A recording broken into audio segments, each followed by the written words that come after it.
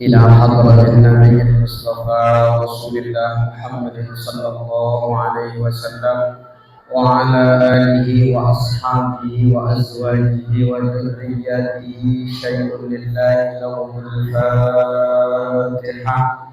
أعوذ بالله من الشيطان الرجيم. بسم الله الرحمن الرحيم. الحمد لله رب العالمين الرحمن الرحيم مالك يوم الدين إياك نعبد وإياك نستعين اهدنا الصراط المستقيم صراط الذين أنعمت عليهم غير المغضوب عليهم ولا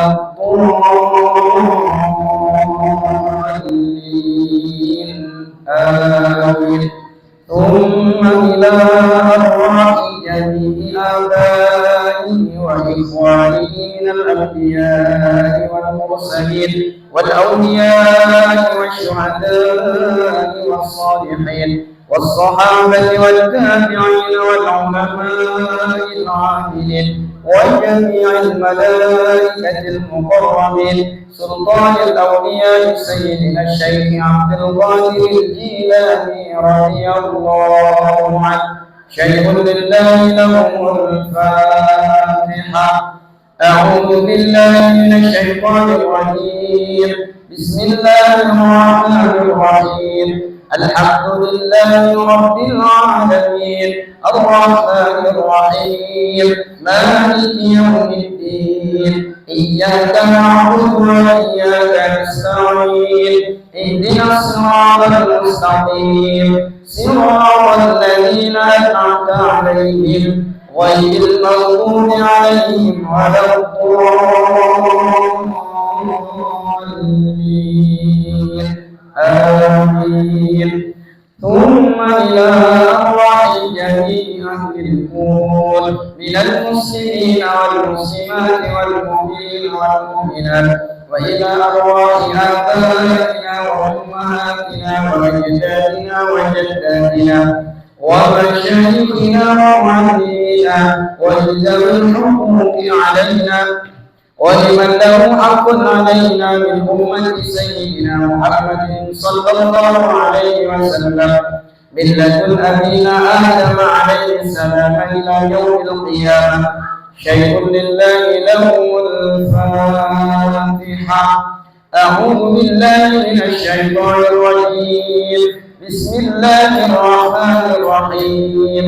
الحمد لله رب العالمين الرحمن الرحيم مالك يوم الدين إياك نعبد وإياك نستعين اهدنا الصراط المستقيم صراط الذين أنعمت عليهم غير المغضوب عليهم ولا الضالين آمين.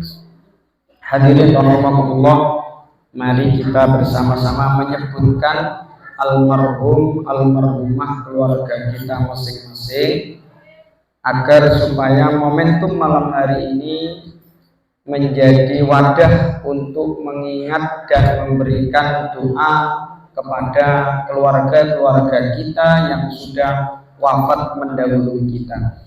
Wa khususan ila arwahi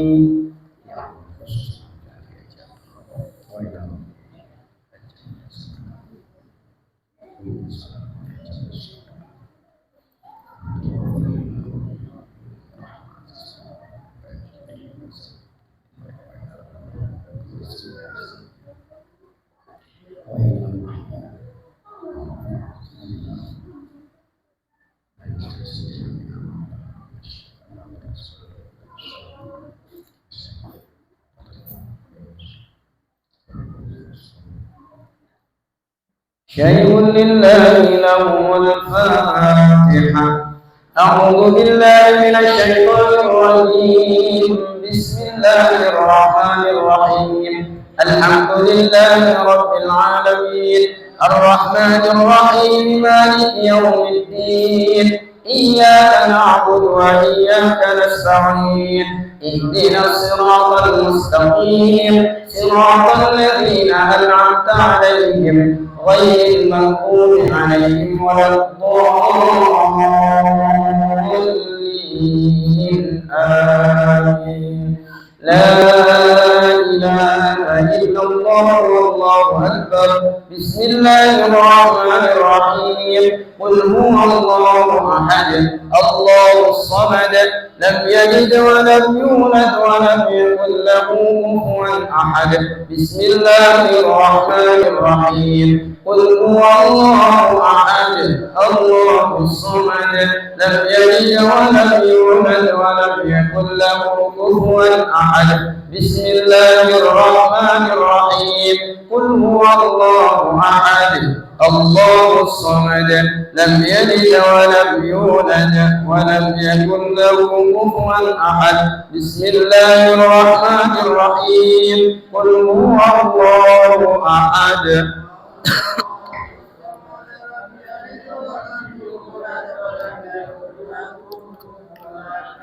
بسم الله الرحمن الرحيم.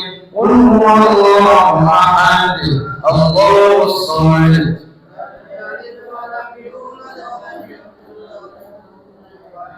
بسم الله الرحمن الرحيم. قل هو الله أحد الله الصمد لم يلد ولم يولد ولم يكن له كفوا أحد.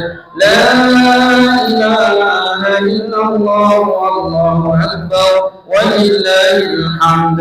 بسم الله الرحمن الرحيم. قل أعوذ برب الفلق من شر ما خلق ومن شر غاسق إذا وقب ومن شر النفاثات في العقد ومن شر حاسد إذا حسد. لا إله إلا الله والله أكبر ولله الحمد. بسم الله الرحمن الرحيم. قل أعوذ برب الناس ملك الناس إله الناس من شر الوسواس الخناس الذي يوسوس في صدور الناس من الجنة والناس. لا إله إلا الله والله أكبر ولله الحمد. بسم الله الرحمن الرحيم. الحمد لله رب العالمين الرحمن الرحيم مالك يوم الدين إياك نعبد وإياك نستعين اهدنا الصراط المستقيم صراط الذين أنعمت عليهم غير المغضوب عليهم ولا الضالين آمين. بسم الله الرحمن الرحيم. ألف لام ميم ذلك الكتاب لا ريب فيه هدى للمتقين الذين يؤمنون بالغيب ويقيمون الصلاة ومما رزقناهم ينفقون والذين يؤمنون بما أرسل إليك وما أرسل من قبلك وبالآخرة هم يوقنون أولئك على هدى من ربهم وأولئك هم المفلحون. وإلهكم إله واحد لا إله إلا هو الرحمن الرحيم. الله لا إله إلا هو الحي القيوم لا تأخذه سنة ولا نوم له ما في السماوات وما في الأرض من ذا الذي يشفع عنده إلا بإذنه يعلم ما بين أيديهم وما خلفهم ولا يحيطون بشيء من علمه إلا بما شاء وسع كرسيه السماوات والأرض ولا يؤوده حفظهما وهو العلي العظيم. صدق الله العظيم. نويت الذكر تقربا إلى الله. أفضل الذكر فاعلم أنه لا إله إلا الله. لا إله إلا الله. لا إله إلا الله. لا إله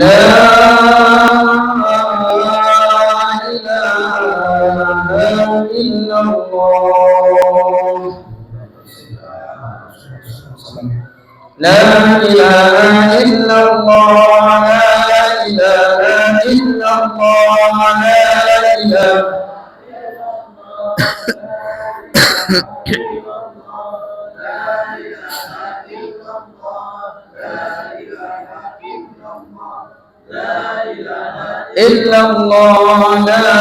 إله إلا الله. لا إله إلا الله. لا إله إلا الله. لا إله إلا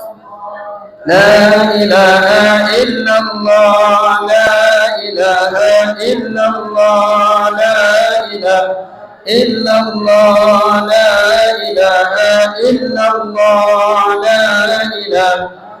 إله الله. لا إله إلا الله. لا إله إلا الله. لا إله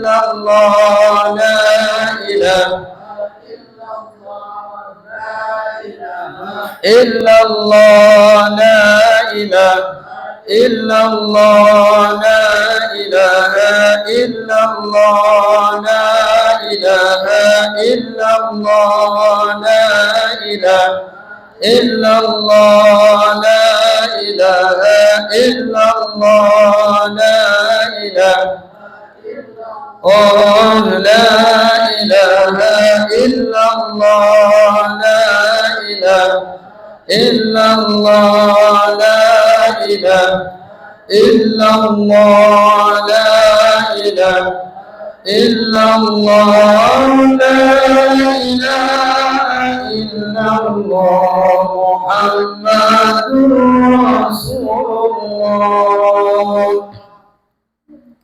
لا إله إلا الله. لا إله إلا الله.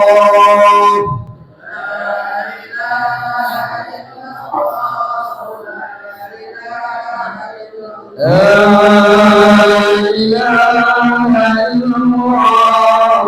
على النبي صلاة الله.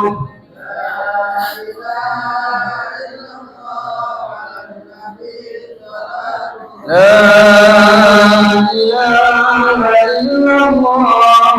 على النبي سلام الله.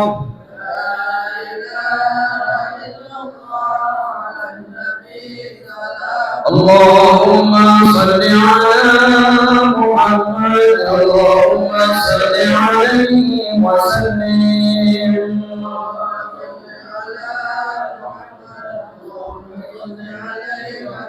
اللهم صل على محمد. اللهم صل عليه وسلم.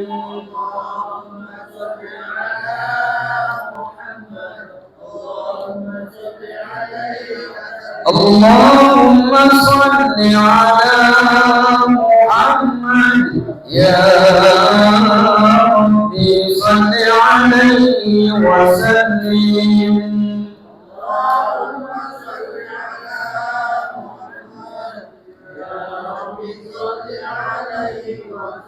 سبحان الله بحمده. سبحان الله العظيم. سبحان الله العظيم. سبحان الله. سبحان الله العظيم. اللهم صل على حبيبك سيدنا محمد وعلى آله وصحبه وبارك وسلم أجمعين.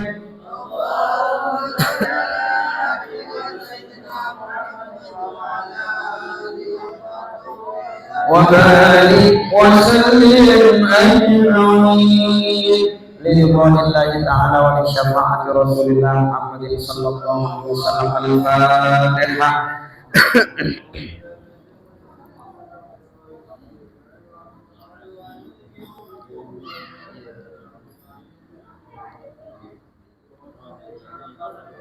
غير المغضوب عليهم ولا الضالين. آمين آمين اللهم آمين. أعوذ بالله من الشيطان الرجيم. بسم الله الرحمن الرحيم. الحمد لله رب العالمين والصلاة والسلام على أشرف الأنبياء والمرسلين سيدنا ومولانا محمد وعلى آله وصحبه وبارك وسلم أجمعين. اللهم تقبل وأرسل وبلغ ثواب ما قرأناه من القرآن العظيم، من سورة الفاتحة ومن سورة الإخلاص ومن سورة الفلق والناس ومن قول لا إله إلا الله محمد رسول الله صلى الله عليه وسلم هدية واصلة ورحمة منك نازلة وبركة شاملة إلى حضرة حبيبنا وشفيعنا وقرة عيننا سيدنا محمد صلى الله عليه وسلم، ولأرواح جميع آبائه وإخوانه من الأنبياء والمرسلين صلوات الله وسلامه عليه وعليهم أجمعين، والأولياء والشهداء والصالحين والصحابة والتابعين والعلماء العاملين عن جميع الملائكة المقربين سلطان الأولياء سيدنا الشيخ عبد القادر الجيلاني رضي الله عنه، وإلى أرواح أموات المؤمنين والمؤمنات والمسلمين والمسلمات آبائنا وأمهاتنا وأجدادنا وجداتنا اللهم اغفر لهم وارحمهم وعافهم واعف عنهم. اللهم لا تحرمنا أجرهم ولا تفتنا بعدهم، واغفر لنا ولهم ولإخواننا الذين سبقونا بالإيمان ولا تجعل في قلوبنا غلا للذين آمنوا ربنا إنك رؤوف رحيم. ارفع لهم الدرجات وضاعف لهم الحسنات وكفر عنهم السيئات وأدخلهم الجنة مع الآباء والأمهات. يا أيتها النفس المطمئنة ارجعي إلى ربك راضية مرضية فادخلي في عبادي وادخلي جنتي. إن الله وملائكته يصلون على النبي يا أيها الذين آمنوا صلوا عليه وسلموا تسليما. اللهم أنزل الرحمة والمغفرة والشفاعة والنور والبهجة والسرور والرزق والنعمة عليهم وعلى أهل القبور من أهل لا إله إلا الله محمد رسول الله، واجعلنا وإياهم من أهل لا إله إلا الله محمد رسول الله. نجنا من النار وأدخلنا الجنة بمفتاح لا إله إلا الله محمد رسول الله صلى الله عليه وسلم.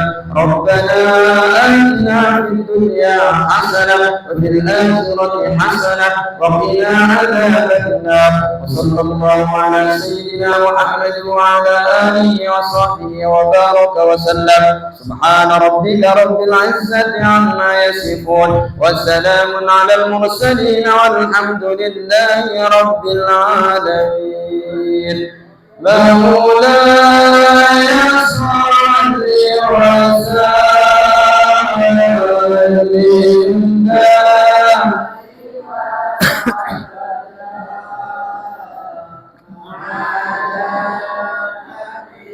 بك خير الخلق كلهم. هو الحبيب الذي ترجى لكل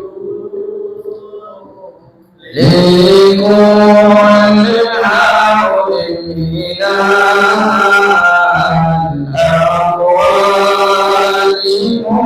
مقتحمين يا ربي بالمصطفى بلغ مقاصدنا واغفر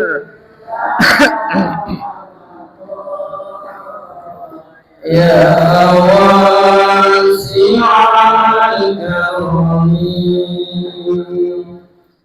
Assalamualaikum warahmatullahi wabarakatuh.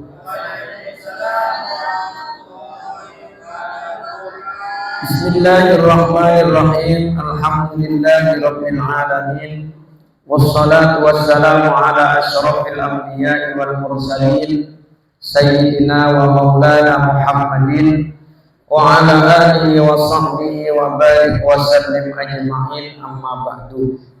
Qala Allah ta'ala fil Qur'anil Karim, a'udzu billahi minasy syaithanir rajim. Syahrul Ramadan alladzi unzila fihi al-Qur'an hudan lin-nasi wa bayyinatin minal huda wal furqan. Faman syahida minkum asy-syahra falyasum. Wa man kana maridan aw 'ala safarin fa'iddatun min ayyamin ukhra. Wa 'alal ladzina yutiqunahu fidyatun ta'amu miskin.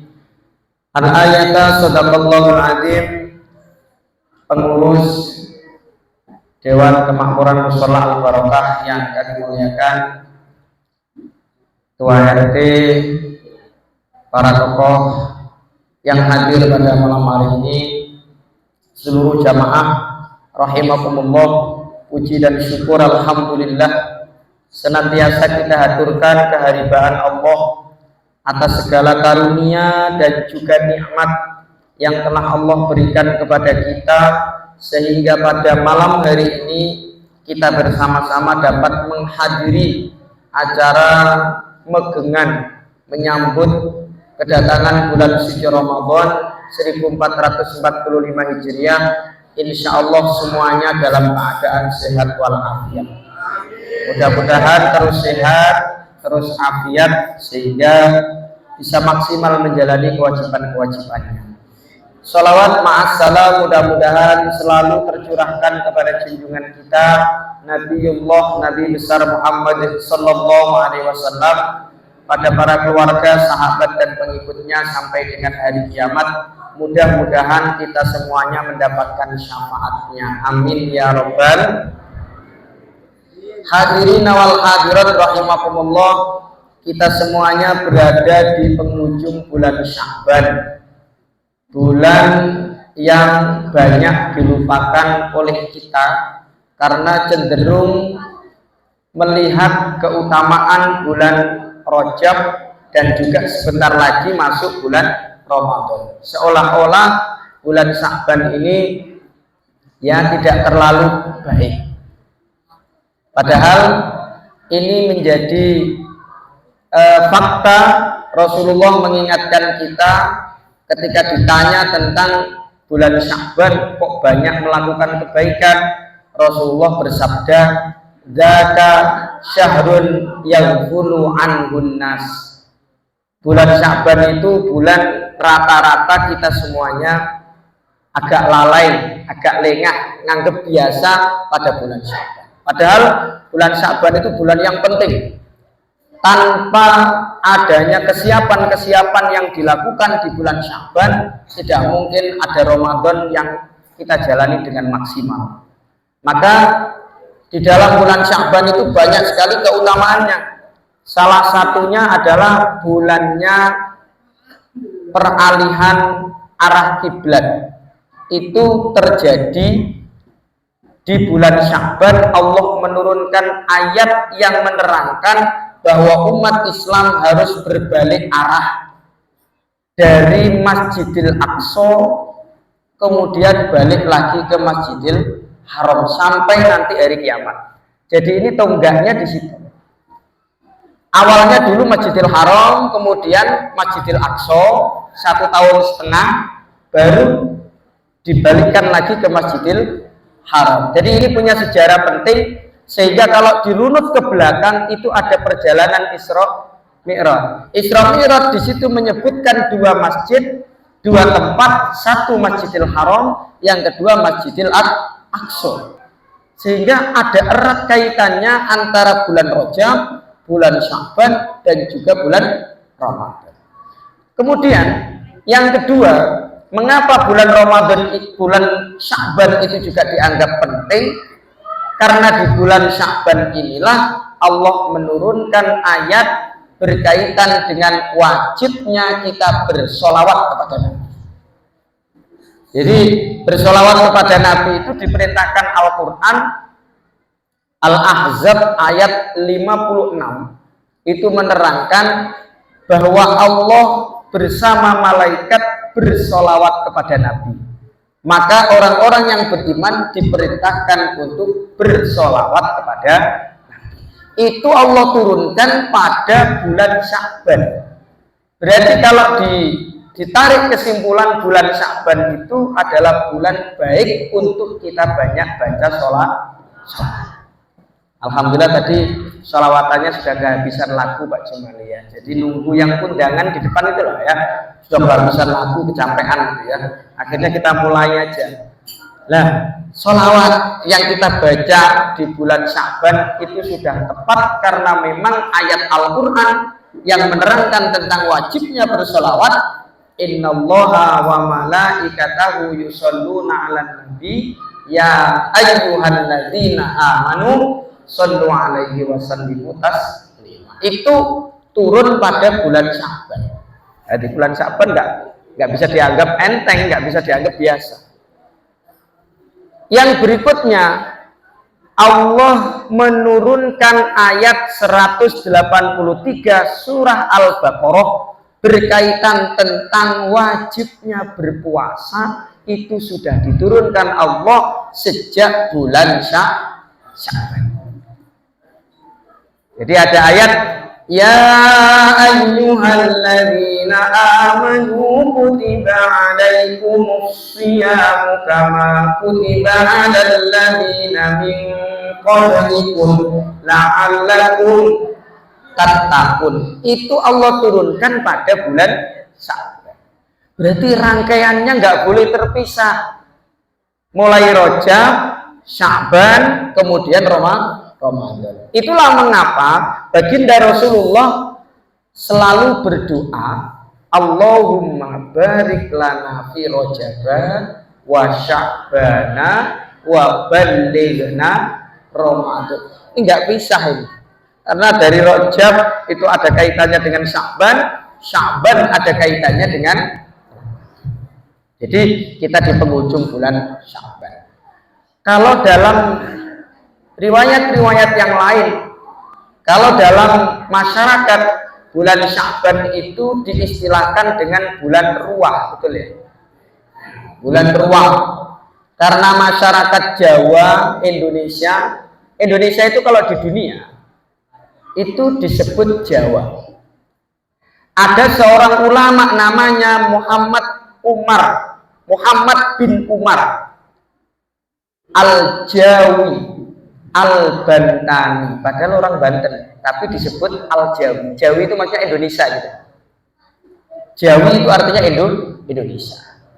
Karena yang apa namanya di tengah-tengahnya itu ada Jawa.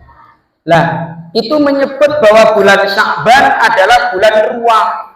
Karena masyarakat Indonesia itu disuruh mengucapkan Arab itu agak susah. Sehingga dijadikan istilah arwah jadi ruah. Berarti bulan Sya'ban adalah bulan kita mengingat tentang arwah-arwah almarhum keluarga kita. Jadi biasa ada tradisi kirim doa, tradisi nyekar, tradisi kumpul, tetangga-tetangga dikumpulkan semuanya untuk membawa nama-nama almarhum. Dan hari ini nggak dibawa semua mungkin karena agendanya padat ya, jadi kita jamak, kita kolektifkan. Itu menyebutkan nama-nama arwah, mengingati arwah-arwah mereka untuk dikirimi doa, untuk dikirimi bacaan Al-Quran, untuk dikirimi kalimat-kalimat thayyibah. Loh, itu bulan Sya'ban sebutannya bulan ruah. Saya selalu mengingatkan kepada kita suro, sapar, kalau itu cak supar ya, supar ya gitu. Sapar, mulut, Bado mulut, Jumadil awal, Jumadil akhir, Rejab, ruah, poso, bodo, selo, besar. Oh, ini jadi ini istilah-istilah itu juga mengambil mudahnya memaknai.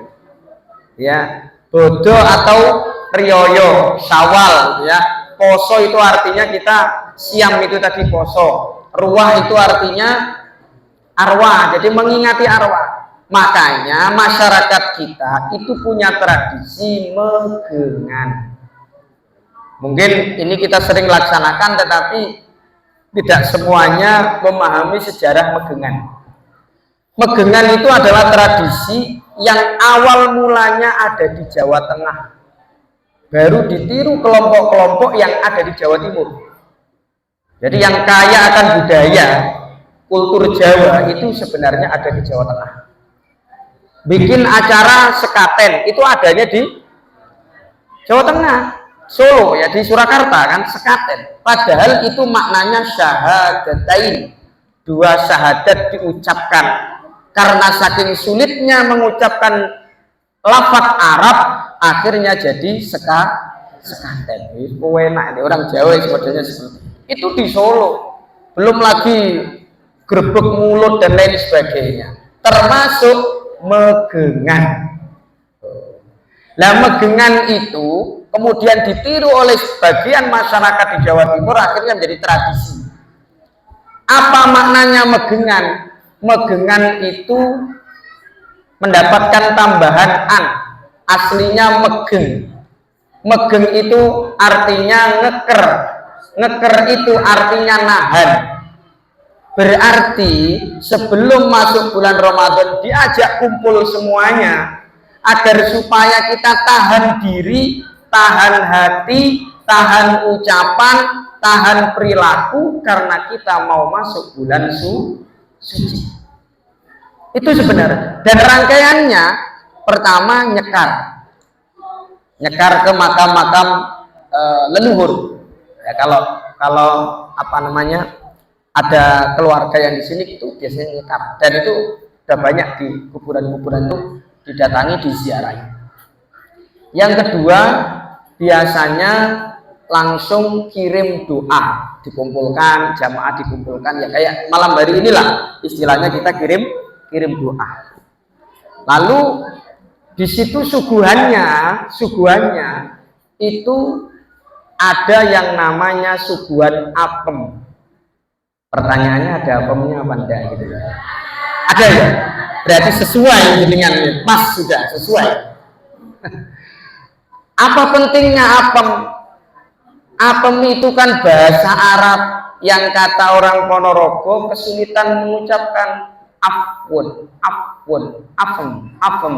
Akhirnya jadi terbiasa mengucapkan apa maknanya afun itu maaf. Berarti tradisi megengan di samping nyekar, kirim doa, itu saling maaf memaafkan. Ini sejarah awalnya kenapa megengan itu ya seperti itu. Oke, ada yang kadang bikin ingkung dan lain sebagainya. Cuma megengan pada substansinya adalah kirim doa, nyekar, kirim doa, terus bersedekah dalam bentuk apem itu tadi, agar supaya menjadi simbol bahwa kita ini akan memasuki Ramadan, kita saling memaafkan.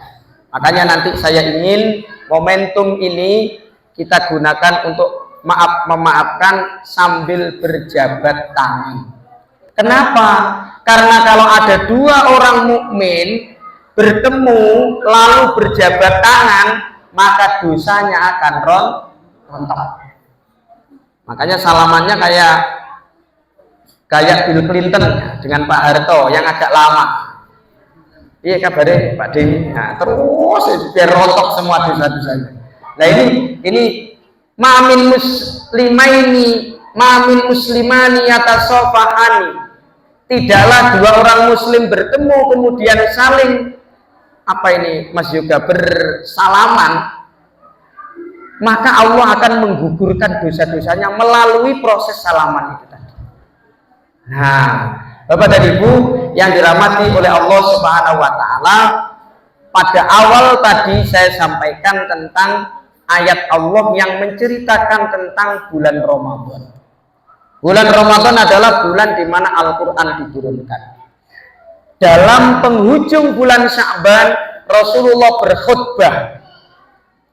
Khutbahnya itu, ya ayyuhan nas, atakum syahrun azim, syahrun mubarak, syahrun fihi lailatun khairun min alfi syahr. Wahai orang-orang, sebentar lagi akan datang kepada kalian satu bulan yang besar, bulan yang penuh barokah, bulan yang di dalamnya ada satu malam, yang satu malam ini lebih utama daripada 1000 bulan. Kurang lebih berapa ya? 83-an tahun. 83-an tahun. Kebaikan satu malam itu sama dengan orang beribadah selama 83 tahun.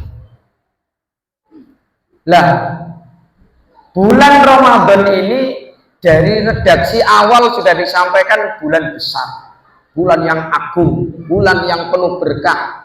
Satu malam itu diistimewakan oleh Allah, namanya Lailatul Qadar, lebih utama daripada 1000 bulan. Ja'alallahu siyamahu faridatan wa qiyamahu tatawwu'an.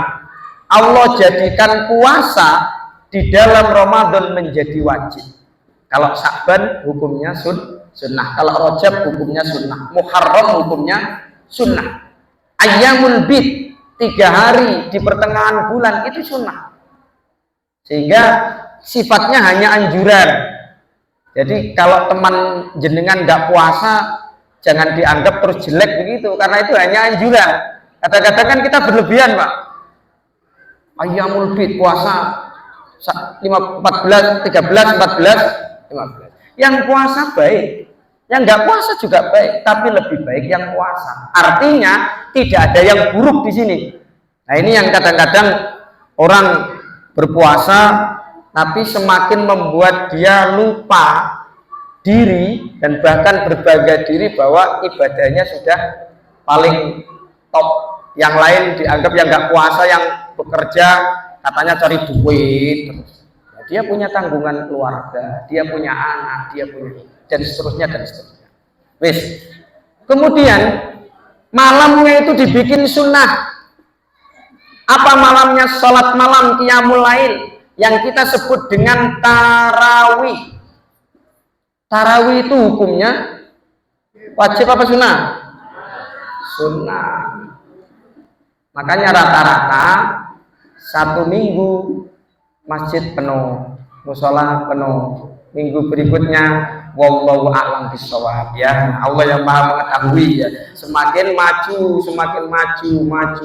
jamaahnya, saking majunya sampai entek jamaahnya, ya. Nah itu karena hukumnya sunnah. Tapi kita ini sayang kalau tidak kita manfaatkan. Redaksi hadis berikutnya mengatakan begini, man taqarraba ilallahi fihi bi khaslatin minal khair kana kaman adda faridatan fi masiwah. Barang siapa yang melakukan kewajiban di dalam bulan Ramadan, sholat duhur, asar, maghrib, isya, subuh, puasa dan lain sebagainya, itu Allah akan hitung 70 kali lipat selain bulan Ramadan. Berarti kalau orang melakukan sholat duhur di bulan Ramadan, sama saja dia melakukan 70 kali sholat duhur di selain Ramadan. Berarti kan sangat istimewa. Itu yang wajib. Tapi kalau yang sunnah, wa man taqarraba ilaihi fihi bi khaslatin minal khair kana kaman adda fardhatan fi ma siwa. Orang yang melakukan ibadah sunnah termasuk tarawih, sholat witir, sholat duha, sholat tahajud, sholat hajat, sholat tasbih dilakukan di bulan Ramadan sama dengan dia melakukan ibadah fardu. Pahalanya itu disamakan dengan orang yang menjalankan sholat fardu. Orang yang menjalankan qobliyah subuh yang kita tahu pahalanya lebih utama daripada dunia dan isinya, itu di luar Ramadan. Kalau di dalam Ramadan jauh lebih besar lagi pahalanya. Orang yang menjalankan sholat qobliyah zuhur 4 rakaat, ba'diyah zuhur 4 rakaat, haram neraka menyentuh jasadnya. Itu di luar Ramadan. Tapi begitu di Ramadan jauh dilipat gandakan oleh Allah. Jadi meskipun sunnah, tapi sayang untuk kita lewatkan ketika kita berada di bulan Ramadan. Belum lagi tarawih, tahajud dan lain sebagainya. Wa huwa syahrus sabri. Bulan Ramadan bulan sabar. Sabar menahan lapar. Makanya anak-anak yang kita latih mungkin TK, SD, kelas 1, kelas 2 itu disuruh puasa sampai jam 10. Biasanya pagi sudah makan, itu nanti makan sabar dulu nak ya sampai jam 10. Dihitung itu sama anaknya, itu mak sudah sampai jam 10 baru boleh makan. Naik lagi kelasnya, dinaikkan jamnya terus sampai tembus maghrib. Itu orang tua kita cara ngajarinya dulu seperti itu. Menerapkan sistem sabar yang dimaksud di dalam makna daripada puasa modelnya seperti itu. Dan termasuk juga kita suruh sabar, nggak boleh makan sebelum waktu maghrib tiba, nggak boleh. Yang kedua, wasabru thawabul jannah. Orang yang sabar itu pahalanya surga. Innallaha ma'as-shabirin. Allah itu akan mengawani atau menjadikan teman orang-orang yang sabar.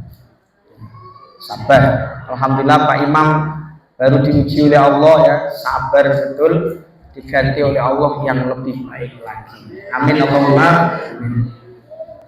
Jadi kadang-kadang untuk berubah menjadi baik itu caranya Allah itu macam-macam. Dibakar dulu sama Allah, bakar.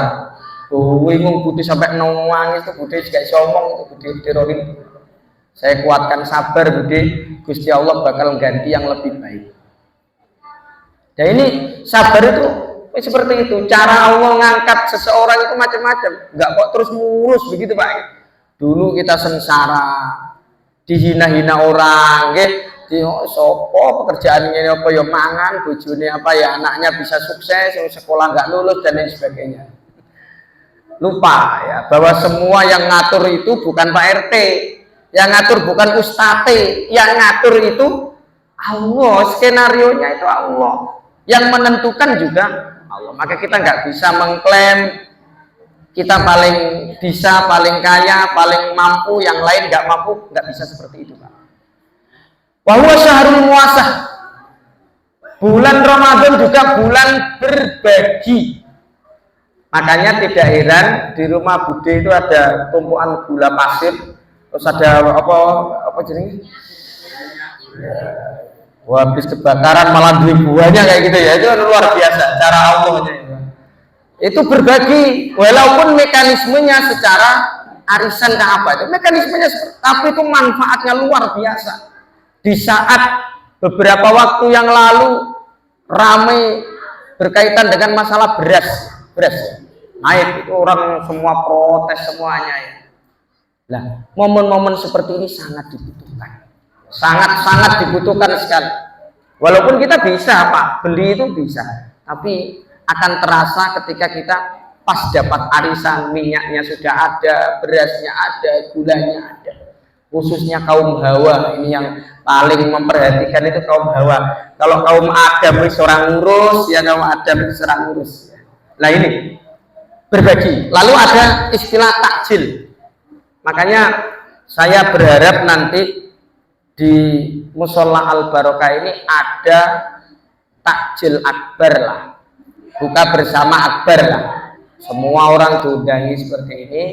kita adakan satu acara. Insya Allah di Langgar kami juga akan kami adakan. Ya, kami adakan. Supaya apa? Supaya kita mendapatkan apa isi Ramadan yang disampaikan oleh Rasulullah tadi loh. Syahrul Muasah, berbagi. Ya, berbagi sedikit-sedikit. Bahkan kata Rasulullah, ditanya oleh sahabat, loh kami gak semuanya mampu. Sampean nyumbang satu teguk air saja, bukan satu gelas aqua, satu teguk air, karena maghfiratan lidunubi, bisa menghapuskan dosanya. Satu teguk man fattara fihi shaiman kana maghfiratan lidunubi. Oh. Jadi kesempatan yang sangat istimewir lah ya, sangat istimewa. Betul-betul sayang kalau kita lewatkan. Nah, nanti tidak tahulah mekanismenya Pak Dwi, mau iuran atau seperti apa, yang penting kita adakan itu untuk saling berbagi. Ada yang membagikan beras, ada yang membagikan baju dan lain sebagainya. Demi mengamalkan hadis ini, karena memang bulan Ramadan bulannya berbagi. Wa huwa syahrun yuzdadu fihi rizqul mu'min. Kita buktikan hadis ini, pada bulan Ramadan hampir semua kita punya uang, punya duit, punya harta di bulan Ramadan. Ada istilah THR, tunjangan hari raya itu diberikan pas hari raya apa sebelum hari raya? Berarti masih dalam bulan Ramadan. Ini menunjukkan bahwa syahrun yazdadu fihi rizqul mu'min. Gak usah jauh-jauh Pak Subhan. Di media sosial, di televisi sudah berseliweran iklan marjan, iklan macam-macam makanan sudah berseliweran. Bahkan di beberapa stan masjid sudah dikasih terpal, dikasih apa namanya ini, tenda. Untuk apa? Pasar Ramadan. Nggak ada pasar Sakban atau pasar Rejib, itu nggak ada. Yang ada pasar Ramadan atau gebiar Ramadan dan sebagainya. Ini menandakan bahwa Ramadan itu memang bulannya rezeki. Hampir orang itu makanannya enak terus, ada takjilan terus, buah terus, pokoknya enak Pak. Dan ini mari kita maknai bahwa rezeki itu tidak selalu berupa materi. Tingkatannya rezeki itu materi, harta benda, duit yang banyak, itu hanya tingkatan rezeki yang paling rendah menurut Allah. Jadi jenengan yang ya Allah mudah-mudahan duitnya banyak, ya Allah mudah-mudahan apa rezekinya dalam berupa materi itu banyak. Belum tentu orang yang rezekinya banyak bahagia, betul ya? Adem hatinya, tenang pikirnya, belum tentu. Orang yang duitnya bermiliar-miliaran bisa stres kalau utang. Orang yang biasa-biasa malah sowantai ngudut, sowantai tidak ada beban. Artinya apa? Itu bukan ukuran. Maka Islam meletakkan rezeki tingkatan yang paling rendah itu adalah berbentuk harta benda. Mobilmu, perhiasanmu, semuanya itu ternyata rendah. Tuh, sehingga apa? Semua orang nggak perlu lulusan S2 jadi kaya. Orang lulus SD itu orang bisa kaya loh, betul ya? Nggak lulus SD loh orang nggak bisa tulis, nggak pernah dapat ijazah loh. Dia sugih, Allah takdirkan sugih, Allah takdirkan punya harta banyak. Ada yang gelarnya itu sudah sampai SHI, MSI, utangnya wakil gak barbar banyak. Loh, artinya apa? Rezeki berbentuk materi itu hanya rezeki yang paling rendah tingkatannya.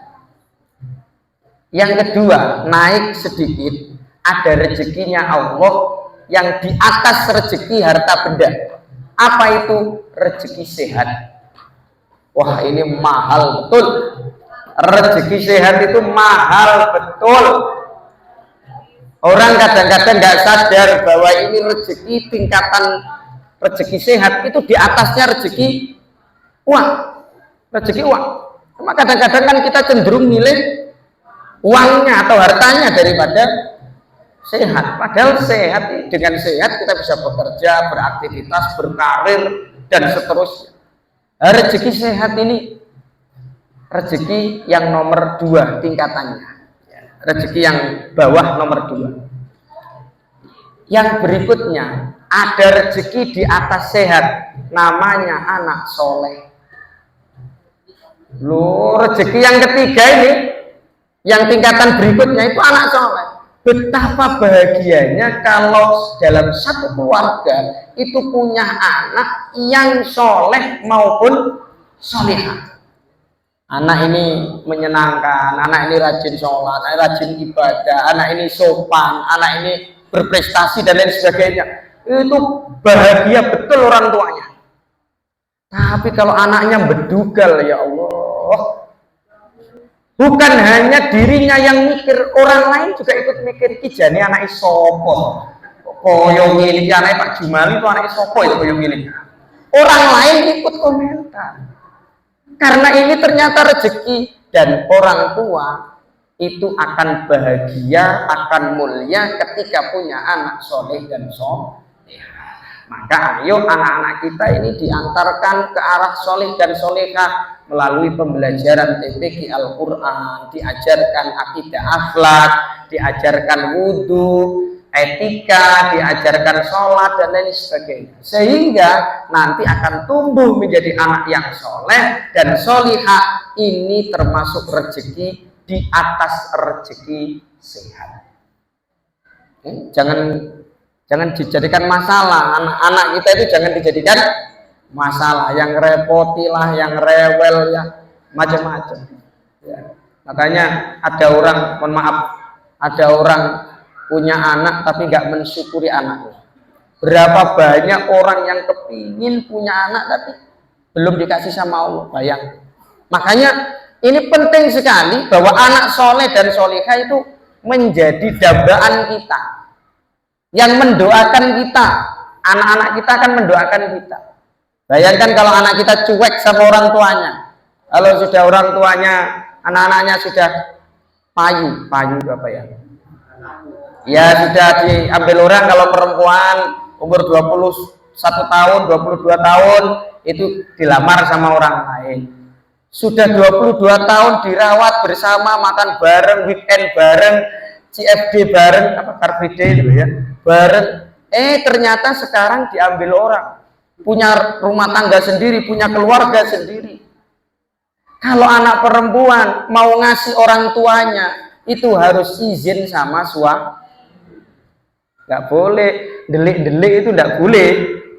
Delik-delik kayak mae begitu ngasih orang tuanya. Walaupun ini sesuatu yang baik, tapi ini tidak boleh dalam aturan Islam. Dia harus izin, Mas, saya mau ngasih mae. Kasihan mae nggak ada.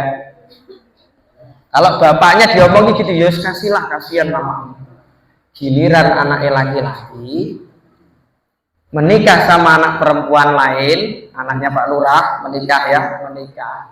Lalu anaknya ini disambati oleh mamanya, mae nggak punya beras. Itu suami tidak perlu izin sama ini izin tambah jadi masa makmu maneh. Kemarin sudah dikirim, sekarang kirim lagi.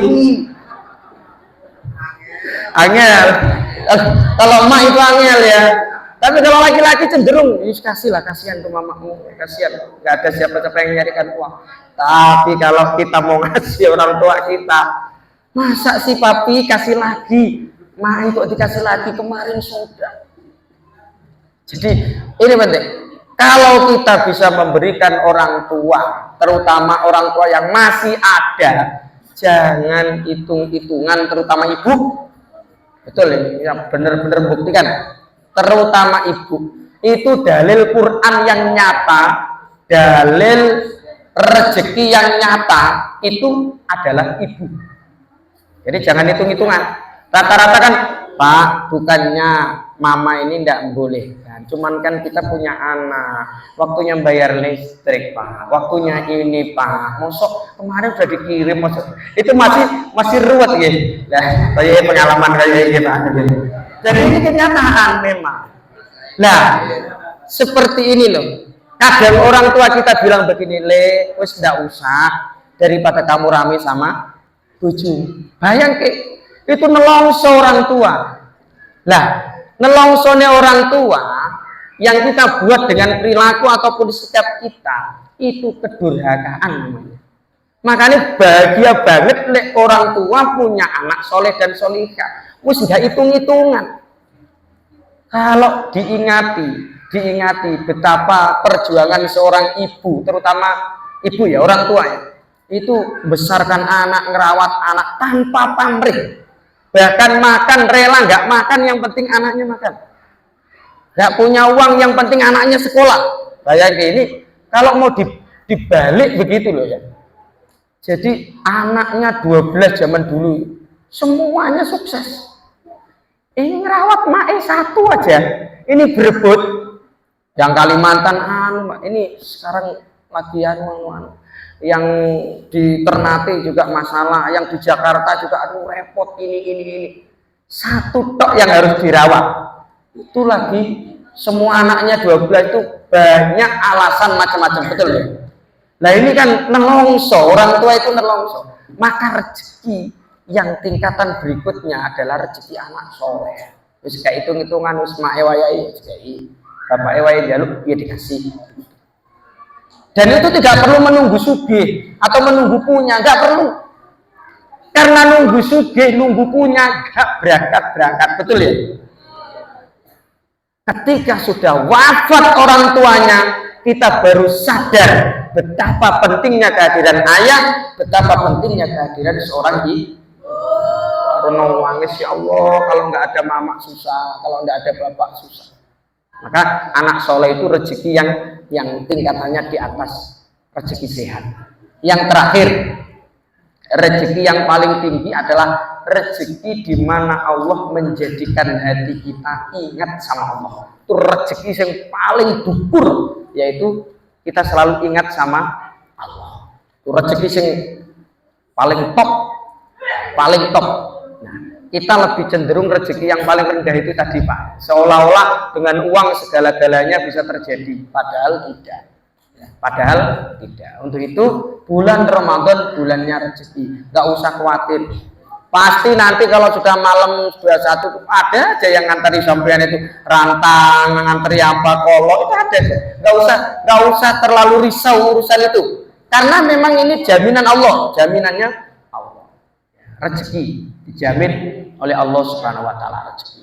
Terus kemudian di dalamnya bulan Ramadan dianjurkan untuk memperbanyak mengucapkan 4 kalimat itu ya. 4 kalimat yang biasa dibaca setelah selesai tarawih itu loh. Apa 4 kalimat itu? Astaghfirullahaladzim, asyhadu an la ilaha illallah, wa asyhadu anna Muhammadar Rasulullah. Allahumma inna nas'aluka ridhoka wal jannah wa na'udzubika min sakhatika. Itu diperbanyak. Makanya di tarawih itu kan, setelah tarawih itu kan apa ya, dibaca nih bersama-sama itu. Nah itu suruh memperbanyak. Bapak Ibu, dengan mengetahui kebaikan-kebaikan dan kemuliaan-kemuliaan bulan Ramadan, maka kita tidak bisa memasukinya kecuali dengan persiapan-persiapan. Harus ada persiapan. Pertama, persiapan membersihkan kesalahan kita baik sesama manusia maupun kepada Allah. Kalau sesama manusia kita maaf-maafan, yang lalu biarlah berlalu. Sekarang kita jalani kehidupan yang baru. Maaf-maafan, suami istri terhadap suami, anak terhadap orang tua, terhadap tetangga, terhadap kanan kiri, kita saling memaafkan. Yang kedua, minta ampun kepada Allah dengan memperbanyak istighfar atau memperbanyak amal yang lain. Karena ada diriwayatkan oleh Anas bin Malik, suatu hari itu biasanya panas, tapi hari itu redup, seolah-olah matahari nggak mau keluar, kayak keadaan sendu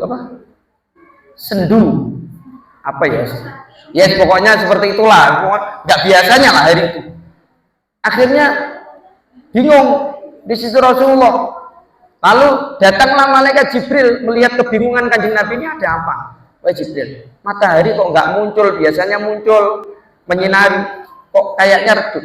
Iya, wahai Kanjeng Nabi, bahwa sebenarnya Allah telah mengirim 70.000 malaikat berada di matahari itu, menutupi matahari dengan sayapnya, sehingga keadaannya itu sendu.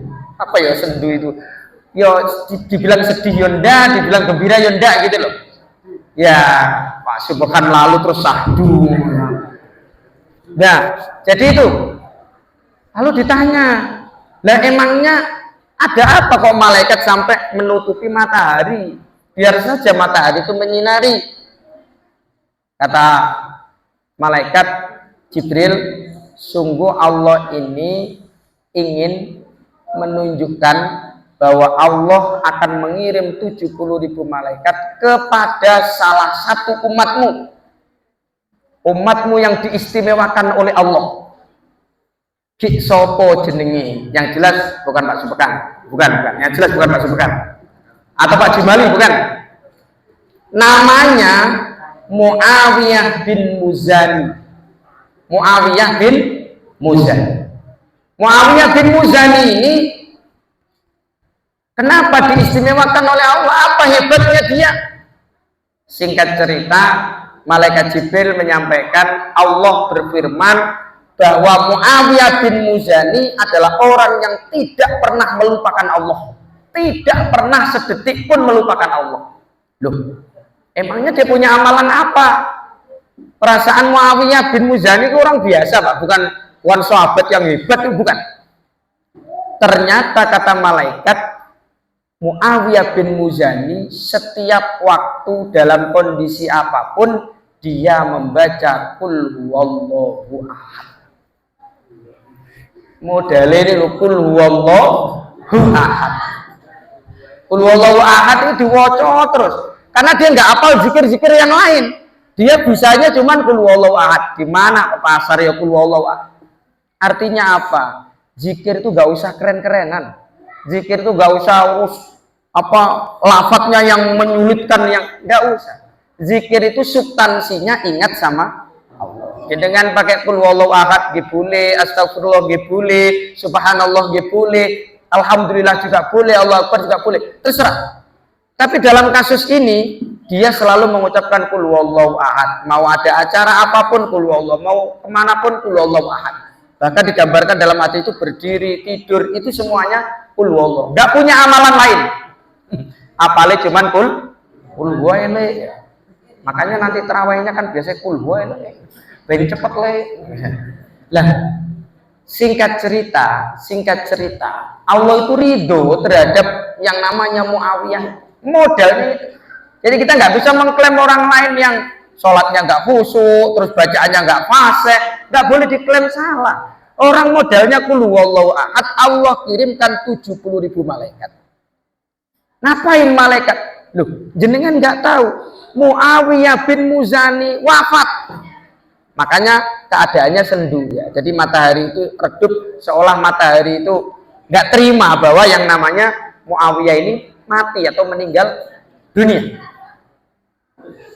Lah, malaikat ini tugasnya apa? Membacakan sholawat di dalam menyaksikan sholat jenazah. Ya Allah, modalnya banyak loh. Orang yang modalnya yang masuk surga yang banyak. Kita yang salah belum tentu, jadi gak ada jaminan. Baca Quran Yasin, yang fasih belum tentu. Nah ini modalnya Qul huwallahu ahad, Allahu samad, lam yalid walam yulad. Kadang kalau cowopet ya enggak pakai tajwid, Allah sama wis enggak ada tajwidnya sama sekali. Tapi Allah ridho terhadap Muawiyah bin Muzani. Akhirnya apa? Akhirnya Allah kirimkan 70.000 malaikat untuk menyaksikan sholat jenazahnya dan membacakan sholawat. Bacakan sholawat kepada Nabi. Lalu Nabi bersabda, wahai sahabat-sahabatku, adakah di antara kalian yang bisa membaca sepertiga Al-Quran dalam satu malam? Waduh, nggak ada yang mampu Rasulullah. Cukup kamu baca Qul huwallahu ahad sama dengan sepertiga baca Al-Quran. Jadi banyak kesempatan kita ini beramal tuh banyak.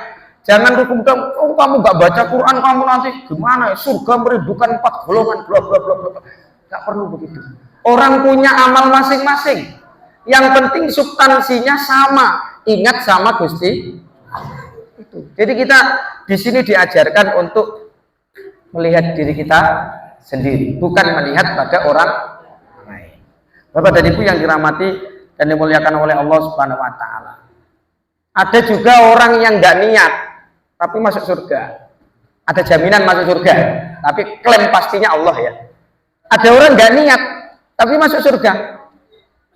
Salah satunya adalah al-mutawaffa fi thoriqi Makkah. Orang yang wafat dalam perjalanan Mekah Madinah.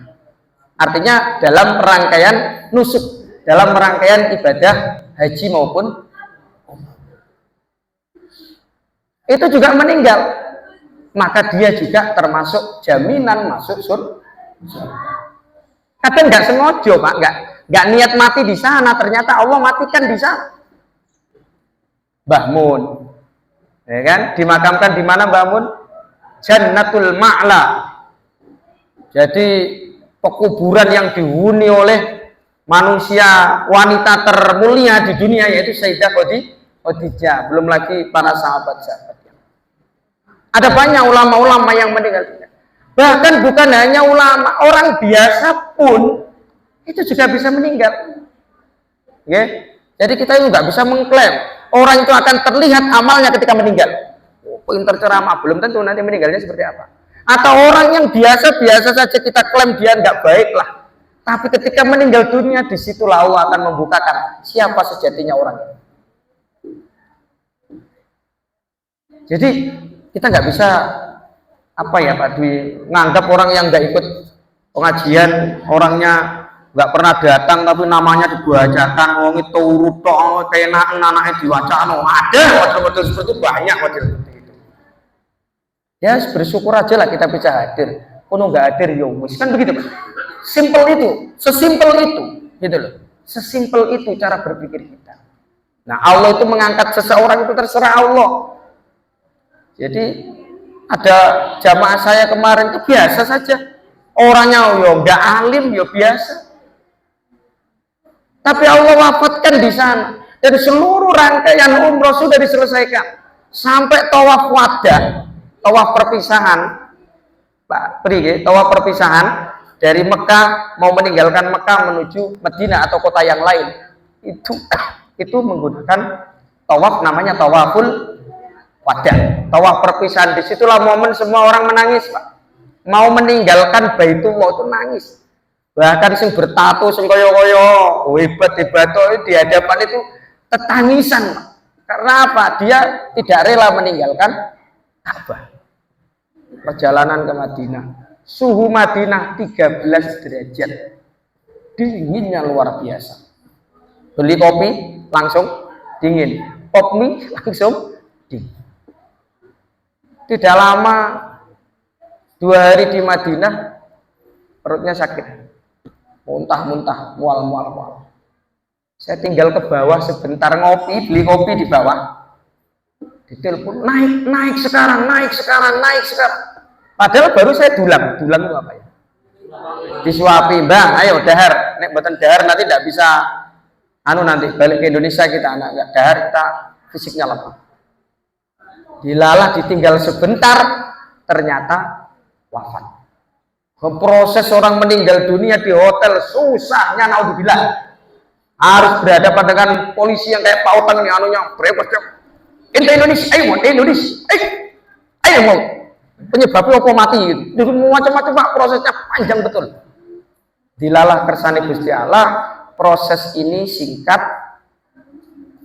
dimandikan dengan cepat, bayar 100.000 karena saya nggak bawa real Pak, tak kasih 100.000. Orang Bangladesh bingung, Jokowi, ayo Jokowi lah Mas Jokowi. jadi bingung orangnya. Nah saya nggak punya uang, uangnya real, ya, nggak ada, uang real nggak ada, tak kasih 100.000. Kalau 50.000, jenengan mau umroh mau haji, jangan ngasih petugas 50.000, ditolak mentah-mentah. Tahu kalau 50.000 itu uangnya kecil. Tapi kalau 100.000, Jokowi, Prabowo, Ganjar Pranowo, Anies Baswedan, mas, mabruk. Jadi singkat cerita, saya itu mudah banget masuk ke pengimaman Masjid Nabawi. Di pengimam ketemu syekhnya yang dikawal oleh puluhan banser askar, dikawal mau sholat itu dikawal askar. Di situ mayat berjajar dan almarhum Pak Sumiran ini di depan, pas di depan. Semua digotong, kita pakai keranda, pakai geledekan, pakai mobil geledekan. Karena orang Indonesia itu ketika ada meninggal dunia lemah dalam bahasa Arab. Akhirnya yang datang itu cuma perwakilan travel tok, Pak. Ayo kalau orang Pakistan itu RT di bawah semua itu memenuhi tempat penunggu jenazah itu penuh semua, Pak. Yang meninggal 1, yang datang itu orang 20, Pak. Karena diangkat jenazahnya ke tempat pekuburan. Kami pakai kendaraan. Dan alhamdulillah prosesnya luar biasa. Saya naik kendaraan, saya nggak kenal siapa-siapa. Di situ ada Syekh Abu Toha yang biasa hadir di Indonesia. Beliau sering bersama almarhum Syekh Ali Jabir. Bawahnya anak sohib ma Syekh Ali Jabir, anak sohib ma Ustadz Yusuf Mansur. Jadi dekat betul. Dan di situ kita diajarkan ketika ada orang meninggal dunia itu baca la ilaha illallah wahdahu la syarikalah, dibaca terus. Sampai beliau yang nalkin lah, gampangannya ngomong itu dia ikut nalkin. Batin saya ini kita nggak pernah ada komunikasi, tapi ternyata kok ada sehnya. Biasanya kami ngubur di Mekah itu tidak ada. Cukup saya sama teman saja, dan itu sama tukang gali kubur. Habis dikasih 10 real, mabrur Indonesia bagus, sama-sama Indonesia bagus gitu dong. Tapi ini betul-betul didampingi Syekh. Luar biasa, ini amalan apa? Ini Mbah Sumiran ini apa amalannya? Ternyata dia rutin poso Senin Kamis. Itu meninggal di Madinah. Dimakamkan di Jannatul Baqi, sampingnya Masjid Nabawi bersama Sayyidina Utsman, Sayyidah Fatimah, Sayyid Qasim, Sayyid Ibrahim, sahabat-sahabat Rasulullah. Orangnya biasa, Pak. Yang kiai, yang ustadz kondang sekalipun belum tentu mendapatkan kemuliaan seperti itu.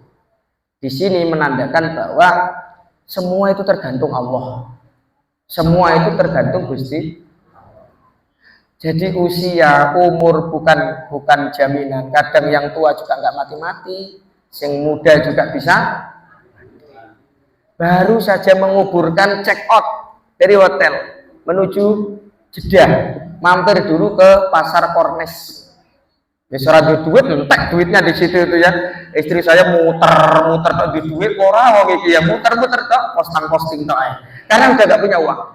Di situ dalam keadaan berkabung, satu sisi saya mimpin rombongan, ibu yang meninggal dunia ini kan ya mesti nangis toh. Meninggal itu, Pak, tangi Pak, aku aja ditinggal dewe Pak, gak ngesakno aku Pak, aku nangis. Ya Allah. Sampai situ di Jeddah proses naik air Zam-Zam, naik semua, wis begitu naik 2 jam meninggal jamaah saya juga di pesawat. Harusnya aturannya akan dikembalikan ke Jeddah, tapi negosiasi akhirnya harus turun di Juanda Surabaya. Kenapa? Kita akan ricuh lagi ini kalau balik lagi ke Jeddah, ruwet lagi ketemu orang yang model pautang ini, ayo Indonesia ruwet malah ya. Akhirnya apa? Langsung ke Juanda. Dan meninggalnya nggak ada omong seret. Orang ini sehat walafiat berangkat, sehat walafiat.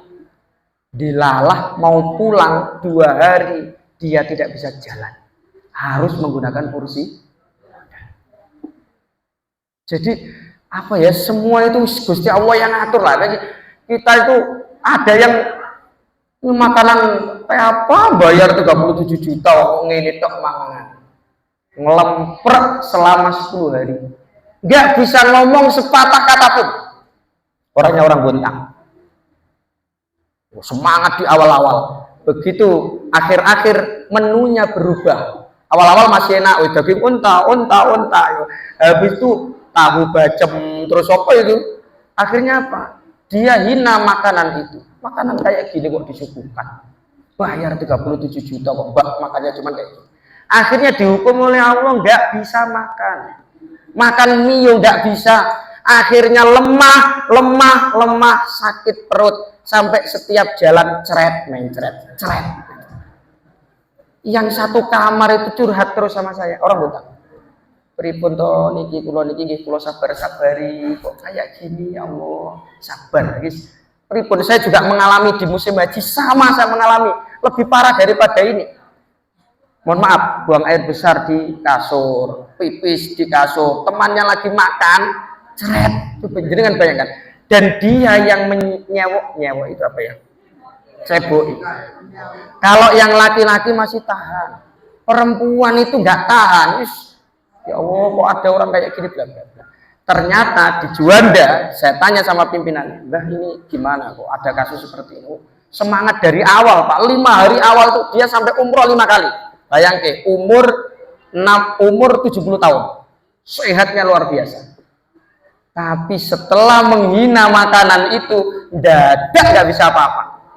Belas, nggak bisa apa-apa. Sampai pulang ditanya, Mbah, gini tuh. Ya ada apa? Kita merasa kedosan gitu loh. Begitu saya tanya sama pimpinannya, lah gimana? Wong di Mekah Madinah itu ucapan kita yang buruk langsung dibalas sama Gusti. Wes langsung.